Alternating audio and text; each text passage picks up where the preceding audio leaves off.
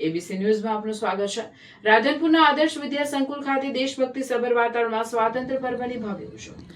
અહીં આવેલા આદર્શ વિદ્યા સંકુલ ખાતે 80મા સ્વાતંત્ર્ય પર્વની ભવ્ય અને દેશભક્તિમય વાતાવરણમાં ઉજવણી કરવામાં આવી। આ નિમિત્તે યોજાયેલા કાર્યક્રમમાં શાળા પરિવાર સહિત બહોળી સંખ્યામાં નગરજનો ઉત્સાહભેર જોડાયા હતા।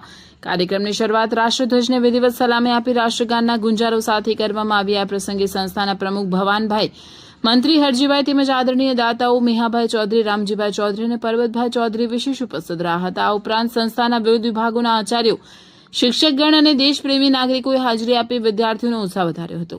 રાષ્ટ્રધ્વજને સલામી અને રાષ્ટ્રગાન સાથે કાર્યક્રમનો પ્રારંભ કરવામાં આવ્યો હતો। ત્યારબાદ વિદ્યાર્થીઓ દ્વારા દેશભક્તિના ગીતો, અભિનય, પિરામિડ તેમજ વિવિધ સાંસ્કૃતિક કાર્યક્રમોની સુંદર પ્રસ્તુતિ કરવામાં આવી હતી। વિદ્યાર્થીઓની મનમોહક રજૂઆતો અને દેશભક્તિના રંગે રંગાયેલા સમગ્ર વાતાવરણથી ઉપસ્થિત સૌમાં રાષ્ટ્રપ્રેમની ભાવના પ્રબળ બની હતી। રિપોર્ટર વિપુલભાઈ ચૌધરી, રાધનપુર।